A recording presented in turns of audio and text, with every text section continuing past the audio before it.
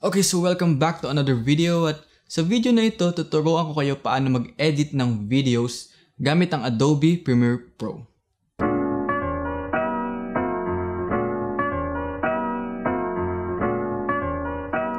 So kung mayroon na kayong kaalaman sa pag-edit ng videos, like gumagamit kayo ng video editing apps sa cellphone nyo, o kaya like yung Wondershare Filmora or iba pa, or kung wala man kayong background sa pag-edit ng videos, like wala talaga kayong kaalam-alam, itong video na ito, itong tutorial na ito ay para sa inyo.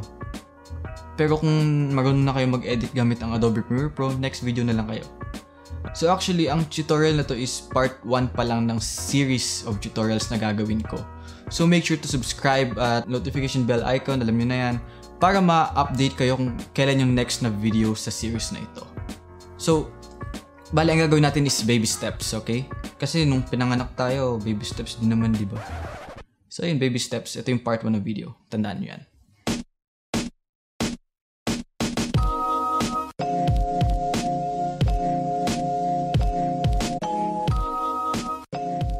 Actually, ang Adobe Premiere Pro is video editing software yan. Tool yan pang edit ng videos. Basic. And madaming pwedeng gawin sa Premiere Pro, okay?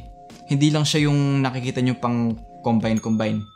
Bale, sa Premiere Pro, pwede kang gumawa ng slideshows. Pwede kang gumawa ng animation. Kaso medyo tricky. Pwede kang gumawa ng graphics. Actually, pwede kang mag-edit ng photos sa Adobe Premiere Pro eh. Kumbaga, ang Premiere Pro kasi, isang tool yan na sobrang lawak ng scope. At mostly kasi, paano i-handle ang Premiere Pro is through manual editing. Like, kung ano mismo yung gusto mong gawin, kung ano yung gusto mong, like yung pinaka-specific na gusto mong gawin, magagawa mo sa Adobe Premiere Pro. Okay, so before that, konting backstory lang kung ba't ko naisipan gawin tong video na to. Actually, meron na akong tutorial na in-upload ko 3 years ago para sa Adobe Premiere Pro. Filipino din yung language. Yung video na yon, nagkaroon siya ng madaming views. Madaming nag-comment, madaming nag-views, madaming nagsabi na gusto nila ng part 2. Pero to be honest, yung video ko na yun, actually, project namin yun sa Filipino. Sa Filipino subject namin nung grade 11 ako. So, at that time, nasa isip ko, why not kill 2 birds with 1 stone? So, gumawa ako ng isang video, in-upload ko sa YouTube at pinasa ko sa teacher namin. Ayun, mataas grades ko, tas madami yung views. Kaso, dahil nga schoolwork yun, hindi ko masyadong pinag-effortan. Medyo onti lang. So, hindi ako naniniwala na enough yung 10-minute video na yun para matutunan yung basics or makagawa ng matinding foundation sa video editing. So, itong video na ito, itong tutorial na to is remake ko nung video na yun. Kumbaga, remastered. At ayun, just keep watching, stay tuned, and promise, you won't regret this.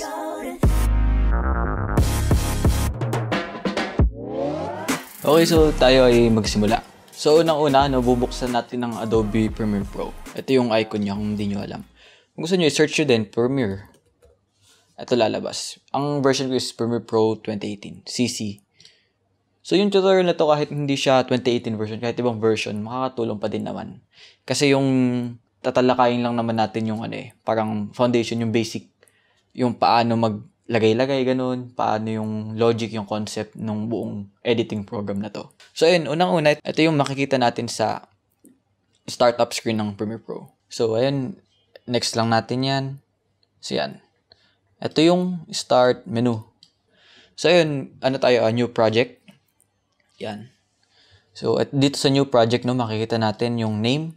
Name natin is my first video. Yan. Location, pwede natin ibahin yung location, pero madalas hinahayaan ko lang dyan. Cancel. So, yung iba, yung mga ito, hindi na natin kailangan yan anuhin. So, dito muna sa rendering, kung mayroon kayong CUDA, try nyo gawing CUDA. Usually, pag naka-NVIDIA graphics card, ang pagkakaalam ko. Kung wala, stock sa software. Pero mas mabilis ang CUDA kasi ginagamit ang GPU.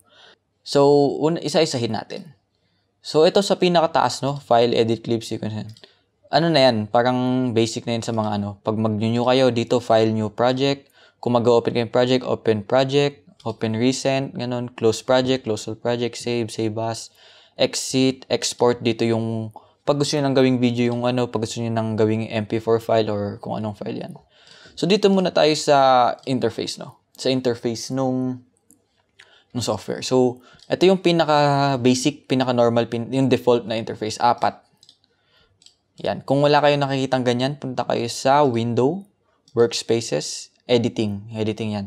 Tapos kung wala, try nyo i-reset. Reset to save layout. Ito yung default. So, dito muna sa pinakataas, may makita tayo. Assembly, Editing, Color Effects, Audio Graphics. So, kung mag-edit tayo ng video, yung kumbaga magkakat ng video, ipagsasama-sama, dito tayo sa Editing. Kung mag-iiba tayo ng kulay, sa color grading tayo. Na workspace color, iba naman yan. So, ganun pag sa color, sa effects. Sa audio, ganun din. Sa graphics, libraries, ganun. Yan. At meron ding assembly. So, dito sa assembly, no? Madalas ginagawa dito is yung pag i-arrange mo yung files mo para sa pag-edit. So, kumbaga, kunyari, bago kayo mag-edit, hanapin nyo muna lahat ng video files at pictures na gusto mo gamitin. Ito yung gagamitin mong setup. Pero, dahil nga basic muna tayo, no? Actually, ako nga kahit medyo sanay na ako, hindi ko ginagamit yung iba. Ano lang ako, sa editing lang ako at sa color, madalas.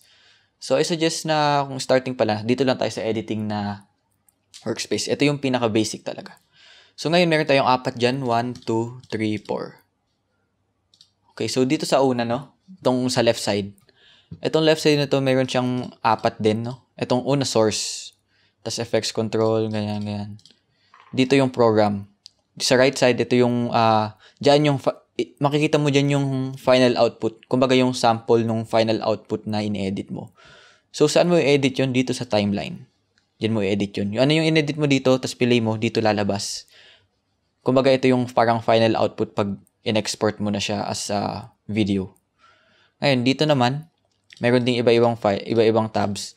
Itong project, my first video, ito yung parang folder ng lahat ng ginamit mong assets, lahat ng ginamit mong videos, pictures, sounds, kung ano-ano man para sa video, sa project na to. Okay, so ngayon, no, itong ginawa kong video na to sa Instagram po, pwede nyo siya makita sa Instagram. Tatry natin ulitin, pero yung basic lang, hindi yung sobrang astig, pero astig pa din. So, kunyari, ito na yung 4 na workspace natin. Dito yung folder, kumbaga lalagyan, placeholder ng mga, parang isipin nyo parang basket. Diyan nakalagay lahat ng mga gagamitin natin sa project na to. So, unang gagawin ko is, hanap ako ng video. So, ito kukuha ako ng 4 na videos muna sa tingin kong astig. Kunyari nakaselect na yung videos ko, no? Ngayon, hold ko, drag and drop, papunta sa placeholder. Di ko alam ang tawag diyan, basta sa project holder, yan, project files. So ngayon, ini-import nung app, ayun, importing files sa program. So after nan, lahat ng videos na yun, yung 6 na videos na yun, nakalagay na dyan sa folder na yan. Ngayon, wala pa tayong timeline. Wala pa nakalagay. So, una, tatry natin paano maglagay ng video sa timeline. Ito muna sa project files, saka i-drag dito sa timeline. Okay, so ayun, no? Ito yung timeline natin. So, nung nag-drag and drop tayo, ang mangyayari kasi automatic, kung ano yung settings na itong video na to, kunyari, yung video na to is, ano ba yung settings na to? Yung settings kasi ng video na to, dito sa details. So, kung lahat ng mga yan, yung frame width, height, yung frame rate, automatic na i-apply niya sa buong project. Kumbaga, pag in-export mo yung video mo, yun yung kakalabasan niya. Usually, bago mag-edit, kailangan nyo ayusin yung settings ng project file nyo. Kumbaga, ngayon, ang project ko is nasa 60 frames per second. Paano ko nalaman? Dahil yung video na to, na dinrag and drop ko, 60 frames per second siya. So, babaguhin natin yun. Paano? Kiklik muna natin to. Kita nyo, di ba? May color blue na nagaganon-ganon. Kiklik muna natin to. Ito yung timeline natin, yung sequence, yung final na kalabasan. Click natin sequence settings. Ayan. Ngayon, gusto natin pag cinematic look, usually nasa 25-24 frames per second. So, ganun, no? Pwede kayo mag 30 or 60, pero kayo na bahala doon, depende na. Pagka 25 natin yan, sa display format, 25 FPS. Tapos, ayun. Actually, pwede din natin ibahin yung frame size, no? Kung yung size ng ano nyo, sobrang liit, kunyari 720, pwede natin gawing 1920 by 1080. Yan yung default, no? 1920 by 1080. So, save. Ngayon, yung pag in-export natin to, yung kakalabasan na video is 25 frames per second. At ito, nag-replay to 25 frames per second. Kahit na 60 frames per second yung video na yan. So, makikita nyo, may dalawang sides dito, no? Kita nyo to? Sa upper side is, kita nyo to, V1, V2, V3. Lahat ng nasa taas na yan ay video lang. Mga video lang pwedeng ilagay dyan. Lahat naman na nasa baba, yung may A1, A2, audio lang. Mga sounds. Get? So, kung ano yung nasa taas, yun yung mangingibabaw. Anong meaning ko doon? Kunyari, itong isang video na to, no? I-drag and drop ko sa taas. Ngayon, pag pinlay ko, sa oras na pumunta dito, kung ano yung nasa taas, yun yung makikita. Gets? Okay, so ganun yun, ha? And ganun din sa audio. Sa audio, wala namang mas mataas or magiging lang basta sabay. Ito pa pala, pwede kayo mag-play dyan, stop, step forward, 1 frame, 4 frame, ganun. Pwede kayo mag-screenshot, export frame. Tapos kung medyo naglalag yung yung preview nyo, pwede nyo ibahin to, gawin yung 1/4 or 1/2. Pag nag-play kayo, mas mababa quality, pero same pa din yung kakalabasan. So, okay na tayo doon. Ngayon, punta naman tayo sa basic tools. Okay, so basic tools, eto meron tayong makikita sa gilid dito. So, actually, dito sa Adobe Premiere kasi, madalas na ginagawa is shortcuts. So, una, makikita nyo, pag nag-click kayo ng isang video, gumagalaw siya, no? Sabay dun sa audio. Kumbaga parang magmamatch pa din. So, be careful lang kasi pag yung audio, kunyari, nadrag nyo dito sa taas, makakat yung isang audio. Makakat yun. Tapos pag hinabaan nyo, di nahahaba. Andun nyo lang. So, kung gusto nyo naman na hindi mag-match yung audio, hindi sumunod, click nyo lang to. Kumbaga, pag binob nyo yung video, hindi susunod yung audio. Gets? Okay. So, ngayon tuturuan ko yung paano mag-cut. Una, may dalawang klase yan. Kunyari, gusto ko i-cut dito, no? Sa 17 seconds. Pwede natin gawin, itong dulo, i-drag natin, papunta dyan sa cursor, yung color blue na to. So, pag pili natin, magka-cut na siya dun. Poop! Ayan. Isa ding paraan, click natin yan. Tapos, pipindutin natin yung shortcut na Control K. Yun yung madalas yung ginagawa. Control K. Or pwede ding ito, Razor Tool. Cut. Gets? Okay, so kunyari, kakat na natin. Nakat na yun, no? Gusto ko ipasok tong video na to. Yan. Yan. Ngayon, gusto ko i-cut ulit dito. Pwedeng hiiwan ko na sa taas. Pwede ko ding ibaba pareho para mas malinis yung timeline. So, yun na yung kita natin, nakakat-cut na, oh. Iba-iba, 3 videos to, iba-iba. Pag play, cut, tapos magka-cut ulit. Bang. Tapos yung video mag-e-end sa 30 seconds. Yun na. Marunong na tayo mag-cut. Ngayon, maglalagay tayo ng kanta, audio. So, meron ako dito. So, mag-i-import ako ng audio, drag and drop lang. So, yun, itong audio ngayon, i-drag natin sa baba. Kasi dun lang yung audios, okay? Pag play natin, eventually may kanta yan. Ngayon, wala akong naririnig na kanta. Pwede natin ayusin yan dito sa Edit, Preferences, Audio Hardware. Kasi yung speakers, nakakonect siya sa headphones ko ngayon. So, gagawin ko, kukonect ko siya sa labas ng headphones. Ayun, no? Default output, and eto, speakers. Kung di gumagana sa inyo, try nyo lang ito. Ibahin nyo yan. Okay. Ngayon, pag nag-play. Ngayon, ang gusto kong gawin, ikakat ko yung, papaiklihin ko yung intro, no? Para direction na dun sa stick. So, dadrag ko to. Yan. Tapos, iusog ko siya dito sa una. So, yan. That boy is Benny, huh? Kita nyo yun? Benny, huh? Gusto ko i-match yung pag-next ng video dun sa beat na yun. Ngayon, gusto ko makita kung saan tataas yung na yun, kung kailan babagsak. So, dito sa timeline, makikita nyo, pwede natin iusog tong mga bagay na to. Itong linya. Para lumaki, no? Ayan, no? Kita natin, mas malaki na. Masyadong malaki naman. Tapos, pwede din tayo mag-zoom dyan. Paano? Alt. Pindutin natin yung Alt plus scroll wheel. Mag-zoom tayo dyan sa timeline. Gets? Zoom in, zoom out. Pwede din tong scroll bar. Pag nag-scroll tayo, mag-scroll lang yun. Gets? So ngayon, gusto natin itapat yung video na next dito sa sasabog. Ay dyan sa drop. Zoom lang tayo dito sa drop. Yan.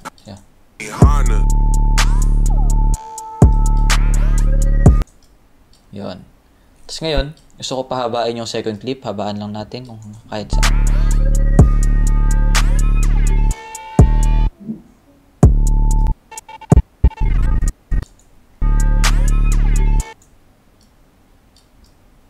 Yan.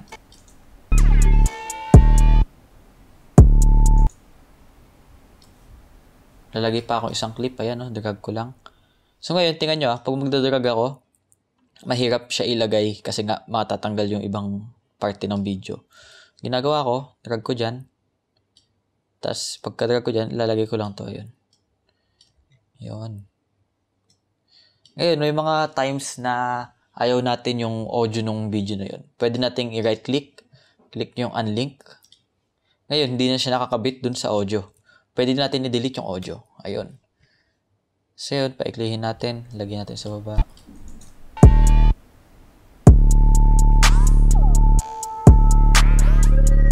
So ngayon, dahil nga may audio tong mga videos ko, no, itong nasa baba, kahit sobrang hina meron yan. Highlight natin. Right click. Unlink. Tapos pwede natin i-delete yung nasa ilalim. So ngayon, wala na siyang audio. Ang maririnig lang yung kanta natin. So save natin yan. Control S pang save. So ngayon, isa kong tutorial naman is yung fade in, fade out effect na sobrang simple lang. So, zoom in tayo. Kita nyo yung dulo na to. Nag-red yung cursor natin. Left click, tapos right click. Apply default transition. Cross dissolve. Yun yung fade in, fade out. Kita nyo? Ngayon, gaano katagal yun, pwede natin i-adjust gaano katagal. Gusto natin sobrang tagal or gusto natin sobrang ikli. So, yun, Control Z pang undo. Pwede din natin gamitin yun sa audio. Yun. So, kumbaga parang gradually siyang tataas. Gradually, yun, basta gradually na mag-fade in, fade out. So, dito naman, pwede natin gawin yun sa gitna ng videos. Right click, default. Ayun. Gets? Pero ayokong gawin yan. Gusto ko ganun lang. Ayun, alam na natin yung tools. Yun lang naman madalas ginagamit dito yung cut. Next time na yung iba yung mas ma-advance. Ngayon, ang gusto kong gawin, sa part na to, dito, gusto kong mag-zoom in sa video. Ngayon, may dalawang paraan para mag-zoom in. Meron yung biglaang zoom in, meron yung parang mag-zoom in siya ng konti-konti. So, una muna yung biglaan, no? So, bali, ang gagawin ko, dito tayo, kung saan nahati. Ikakat natin yan, Control K. Yan. So, dalawa ng hati yun. Ngayon, dito sa pangalawang hati, click natin yung dito sa upper left, Effects Controls. Yun yung purpose nitong upper left, Effects Controls. Pag click natin yan, may makikita tayong mga motion, position, scale, ganyan. Dito natin pwede ibahin yun. Pag yung position, kita nyo yun, gumagalaw, left, right, left, right. Ang ano nito, logic nito, parang meron tayong canvas. May canvas tayo dyan, may artboard. Tapos yung videos nakapatong lang sa canvas na yun. Ano yung nasa taas, yun yung mas mataas, okay? So ngayon, gusto kong i-zoom siya. So bali, itong scale, 100 ko lang. Yan. Kung gusto ko taasan ng onte, ganyan, babaan ng onte, ganyan. Yan. Gets? Kung gusto ko paikutin, rotation. Yan. Yun din. Yun lang Yun lang muna. Yung iba, pag-usapan natin yun sa ibang araw. Yun So, pag pili natin, yung unang clip, yung unang hati, walang zoom in. Gets? Iba, wala siya, 100 pa din siya. Pangalawang clip, 140. Pag pili natin, ngayon naman, ang gusto ko, magpapatong ako ng isang video sa taas ng video na to. So, paano ba? Ganito gagawin ko. Di ba itong project files. Pwede natin siyang i-double click. Tapos makikita natin dito sa upper left yung source. Ito yung source. Yung nakalabas dyan, yun yung dinouble click mo dito. Yun. Ngayon, pag ito-drag and drop ko to lahat, kita nyo yung buong video yung madadrag and drop. Ang purpose itong source sa upper left, para mapili ko lang yung party na gusto kong madrag. So, ang gusto ko lang is dito sa may dito, ito, hanggang sa dito sa mouse. Ayan. Gagawin ko, lalagay ko dyan yung cursor, click ko tong mark in, tapos doon naman sa ending, dyan, click ko yung mark out. Etong mark in at out, yan yung party ng video na nakaselect ngayon. Pag dinrag and drop ko siya dito, yun lang yung lalabas. Gets? So, tanggalin din natin yung audio. Yan. So, ngayon nasa taas yung video, no? Ang gusto kong gawin, yung video na nasa taas, mas maliit dun sa nasa ilalim. So, tandaan natin, para siyang canvas lang. Para siyang pinapatong-patong lang. So, gagawin natin, yung video sa taas, click yung effects controls. Yung scale, liitan natin. O, kita nyo? Yung nasa ilalim, nandun pa. Liitan natin. Pwede natin lagay kahit saan. Ganyan, para astig. Tapos, iklihan natin.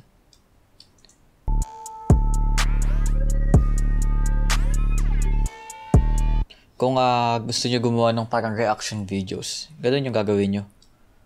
Bale, yung video ng mukha niya nasa taas lang. Tapos, papalitin nyo lang siya, ilalagay nyo sa corner. At yun na may reaction. Meron ako yung reaction video. Ganun lang, parang pinataw nyo lang mismo. At make sure yung audio nyo is hindi kumbaga, yung audio nyo nakakonek pa din para magmamatch yung salita nyo sa video. Okay, so, ando lang.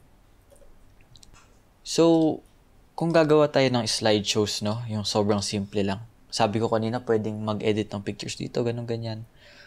Ganun lang din, pero ang ilalagay natin ay pictures. So, try natin maglagay ng pictures. Ito. Drag and drop lang. Yan. Pictures. Ayan, may picture. Usually, ang picture kasi sobrang laki, kaya naka-zoom in siya. So, i-zoom out lang natin. Yan. So, pagka-paano doon, pasok doon.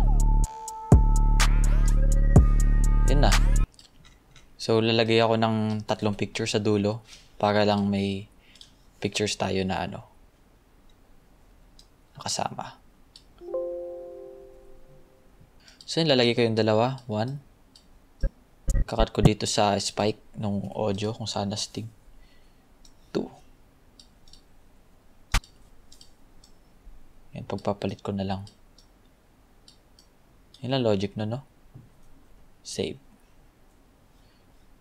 Ngayon, isang trick ko, kunyari, may dalawa akong pictures dyan. Dito sa effects controls, diba nakaselect tayo sa picture na to. Yung effects niya, 37 yung scale. Pwede natin galawin, ganun. Yung 37, yung effects na, pag ni-right click natin yung object na yan, yung picture, copy, pwede natin i-paste yung settings, yung attributes. So, paano? Copy, diba? Highlight natin tong dalawang wala pang, hindi pa naayos. Paste attributes. Tapos, click natin motion. Okay, boom. So, ba't natin click yung motion? Kasi dito sa, yung pinaste natin ay yung nasa motion tab. Motion. Kung opacity. Yan. Gets? Ayan. Ayan, ayos. Tapos, lalagyan ko ng fade out dito. Ngayon, tuturuan ko paano maglagay ng text nga naman. Text. Ito, dito sa tools, kita nyo tong T. Ayun yung text tool, type tool. Click natin yung T. Tapos, dito kahit sa canvas natin or sa program click natin kahit saan. Bam. Pagka-click natin, may lalabas na bagong something dito, graphic. Ngayon, mag-type lang muna tayo. Pangalan ko, MixG Films. Yan. Mag-iiba yung pangalan ng graphic na yun. Cut lang natin. Tapos, i-end na natin dito sa 27 seconds. Yan. Ngayon, gusto ko i-gitna to. So, click natin yan. Kita nyo yung red na dot na yun. I-snap lang natin yan. Yan. Kung mas gitna pa, click natin tong gitna. Tapos ibalik natin doon. Para kahit anong ayos natin dyan, nasa gitna pa din. Yan. Ngayon, sa effects controls dito parati, makikita yung lahat ng settings. So, scale, pwede palakihin. Pero yung, tandaan nyo, yung scale na to, iba siya sa font, size ng font. So, kung pinaliit natin to, in-scale natin yon, yung buong square yung lumiliit. May imaginary square yan. So, pag inusog natin tong text mismo, magka-cut out siya dun, oh. Kasi yung lumiliit mismo yung parang buong rectangle eh. Yung buong rectangle. So, pag binalik sa dati, magka-cut out talaga siya. Yun. So, papalit na ko ng font. Favorite font ko, SF San Francisco Medium. Tas yung ito, gawin kong light. So, tanggalin ko space. So, palitan natin kulay para stick. Red.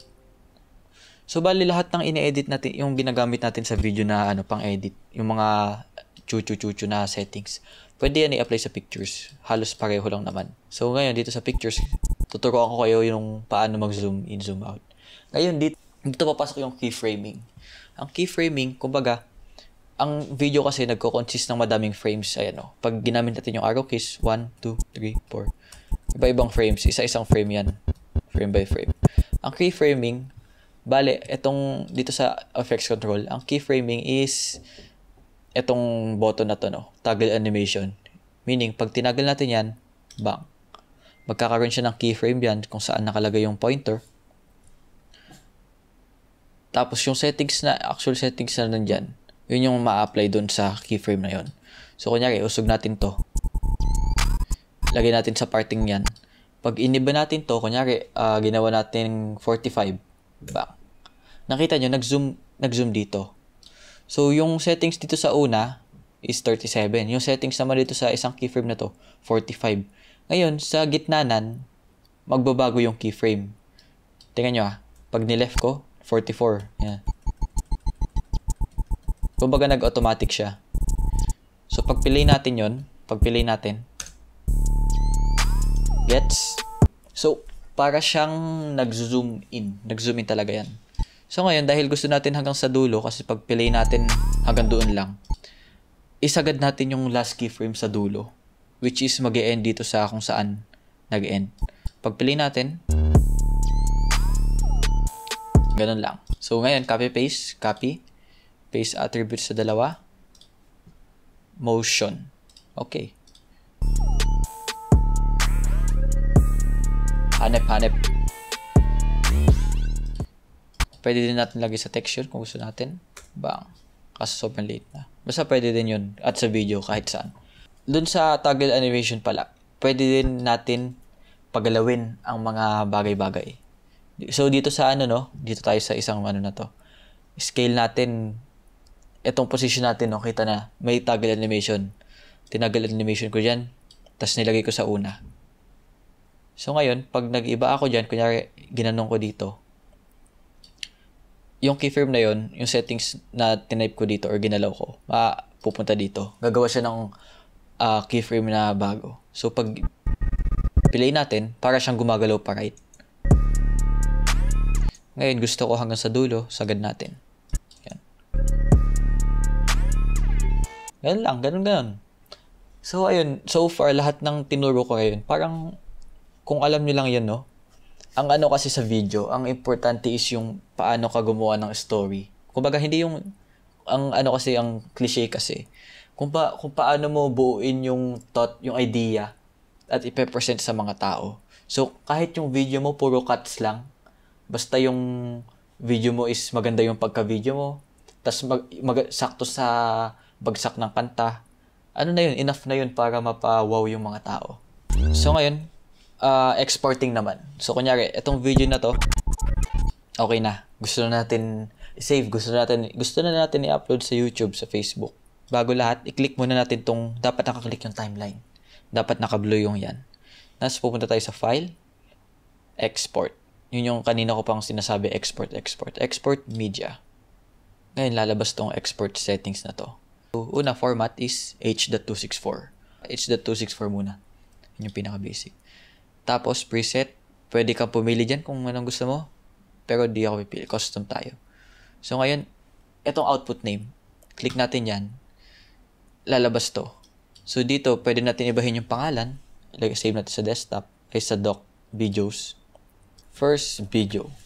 Save. So, yun na yung pangalan. Tapos, nakasave siya dun sa folder na nilagay natin.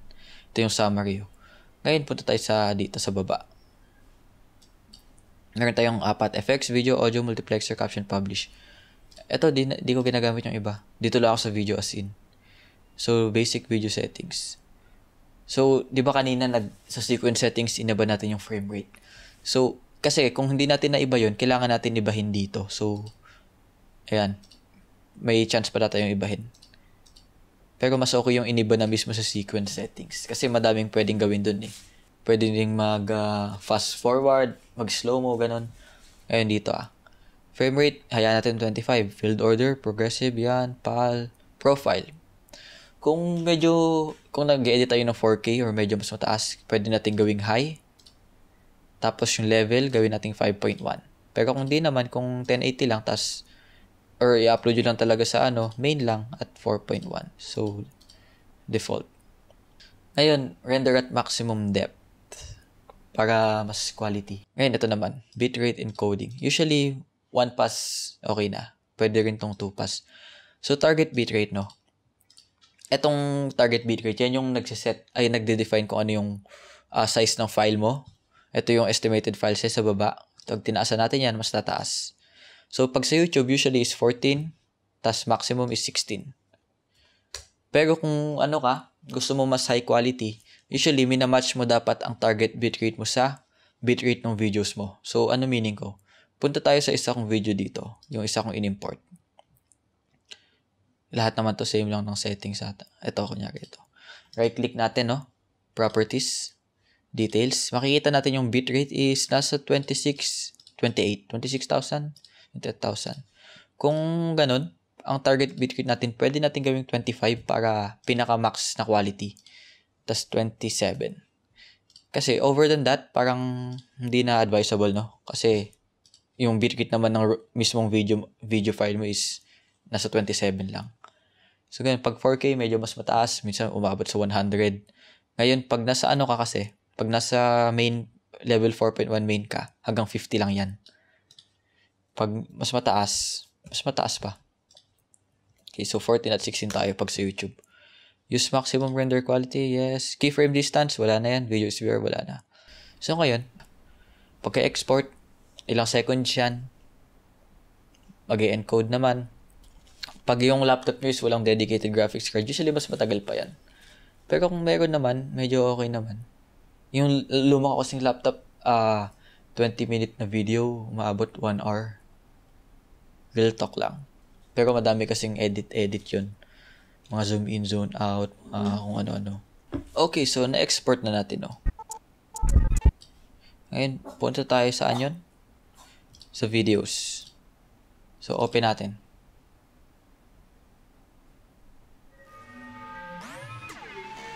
That boy is Benny Hanna.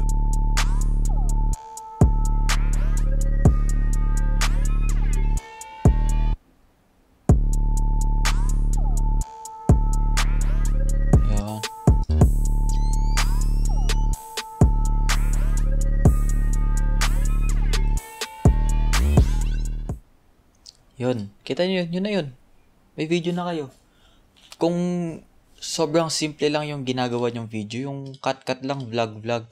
Ganun lang. Control K lang. Puro Control K. Tapos, magdadrag kayo ng kanta. Control K.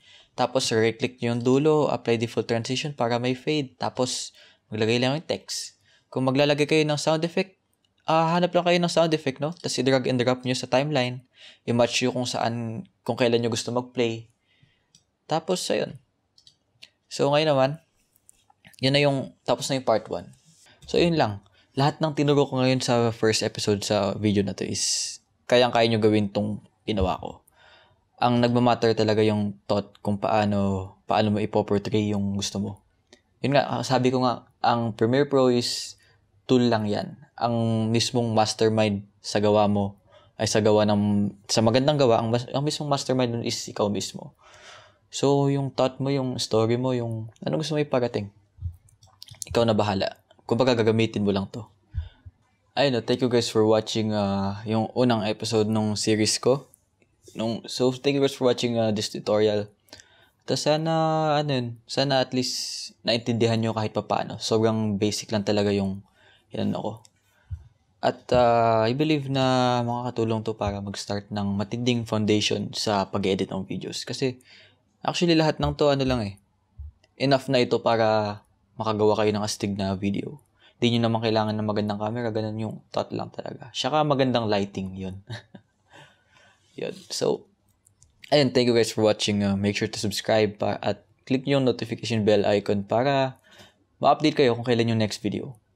At kung may hindi kayo naintindihan, no? Kung may doubts kayo, ayun, comment lang kayo. So, reply ako. Ayun, thank you guys for watching. Cheers.